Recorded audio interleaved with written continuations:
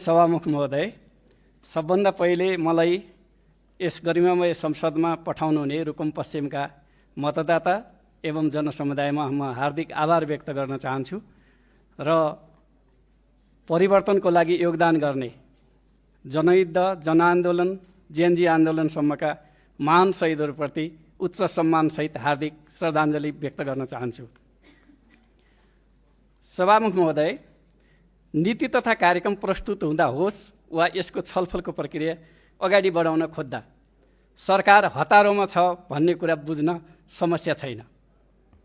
सम्माननीय राष्ट्रपतिज्यूले सम्बोधन गर्दै गर्दा सदन छाडेर अन्तै दौडिराखेका र हालसम्म सदनमा उपस्थित हुन नसकेका हाम्रा प्रधानमन्त्रीज्यूको गतिमा ताल मिलाएर हामी छलफलमा सहभागी हुनुपर्ने परिस्थिति छ। नीति कार्यक्रममा संशोधन हाल्ने, यसमा छलफल गर्ने, जवाफ दिने र निर्णयार्थ प्रस्तुत गर्ने समय सीमा र सरकार प्रमुखको व्यवहारले बताउँछ कि यसमा छलफल र टिप्पणी धेरै जरुरी छैन। सभामुख महोदय, सबैले चासोपूर्वक अपेक्षा गरेका थिए कि नयाँ भनिएको दल र यसले नेतृत्व गरेको सरकारले केही नयाँ नीति तथा कार्यक्रम ल्याउनेछ। तर त्यो अपेक्षा अनुरूप नीति तथा कार्यक्रम आउन नसकेको सार्वजनिक रूपले समेत टिप्पणी भइसकेको छ। नयाँ दलको नयाँ सोच, लक्ष्य र शैली यसमा झल्किएको देखिँदैन। बरु विगतका सरकारहरूले प्रस्तुत गरेका नीति तथा कार्यक्रमको निरन्तरताकै रूप झल्किएको छ। डिजिटल पूर्वाधार विकास, सूचना प्रविधि क्षेत्रलाई राष्ट्रिय उद्योगको रूपमा प्रवर्धन गर्ने, आयोजना प्रमुखहरूलाई उत्तरदायीपूर्ण जिम्मेवारी निर्धारण गर्ने लगायतका विषयहरूमा जोड दिइएको छ। आजको आवश्यकतामा यी सकारात्मक नै छन्। सभामुख महोदय, सारत सरकारको नीति तथा कार्यक्रम शब्दले भरिभराउ छ तर दिशाविहीन देखिन्छ। मन्त्रालयका नियमित र औपचारिक प्रस्तावहरूलाई जोडेर बनाइएको छ। शब्दमा मात्र देखिएको आर्थिक सुधार कार्यक्रममा देखिँदैन। यसले हाम्रो देशको गरिब र गरिबी चिन्न सकेको छैन वा देख्न सकेको छैन। मुख्य प्राथमिकता पर्नुपर्ने कृषि क्षेत्रलाई उपेक्षा गरिएको छ।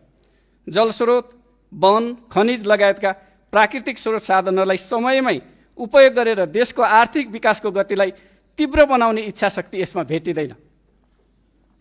हाम्रो संविधान, लोकतन्त्र, विधिको शासन, समाजवाद उन्मुख राज्य व्यवस्था एवं सङ्घीय शासन प्रणालीको विकास र यसप्रतिको प्रतिबद्धता नीति तथा कार्यक्रममा मौन मात्र छैन, सन्देहात्मक छ। सभामुख महोदय, जनताले शब्दमा भन्दा व्यवहार र परिणाममा सरकार खोजिरहेको छ। नीति तथा कार्यक्रममा शङ्का र अविश्वासको प्रशस्त स्थान दिए पनि आगामी बजेटमा सरकार जनअपेक्षा अनुसार प्रस्तुत हुनेछ भन्ने शुभेच्छा व्यक्त गर्न चाहन्छु। सम्माननीय सभामुख महोदय, नीति तथा कार्यक्रममा संशोधन गर्नुपर्ने धेरै विषय भए तापनि मैले केही निश्चित विषयमा यहाँ प्रस्ताव गरेको छु। 70 नम्बर बुँदामा जाजरकोट भूकम्पबाट क्षति भएका संरचना बनाउने भनेर औपचारिकता मात्र प्रस्तुत गरिएको छ। यसमा प्रभावित जिल्ला उल्लेख गरेर अलग्गै संरचना मार्फत कार्यान्वयन गरिनेछ भनेर उल्लेख गरिनुपर्छ। किनकि सरकारको औपचारिकता शब्दले मात्र समस्या समाधान नभएका कारण विगत 2.5 वर्षदेखि रुकुम, जाजरकोट, सल्यान लगायतका जिल्लाहरूमा अहिले पनि टहरामा जनता बसिराखेको छ। प्रभावित जनता, झन्डै 78,000 निजी आवासहरू निर्माण गर्नुपर्ने र पुनर्निर्माण र प्रबलीकरण गर्नुपर्ने सरकारी तथ्याङ्क छ। त्यसकारण यसको लागि अलग्गै संरचना कार्यान्वयनको लागि चाहिन्छ भन्ने कुरा यहाँ उल्लेख हुनुपर्छ। कर्णाली तथा पिछडिएका, खास गरी पछाडि पारिएका भन्न चाहन्छु म, कर्णाली, सुदूरपश्चिम, मधेस लगायत पछाडि पारिएका प्रदेश एवं ग्रामीण क्षेत्रको भौतिक पूर्वाधारमा विशेष जोड गरिनुपर्छ। म अहिले पनि सरकारको ध्यान आकर्षण गराउन चाहन्छु।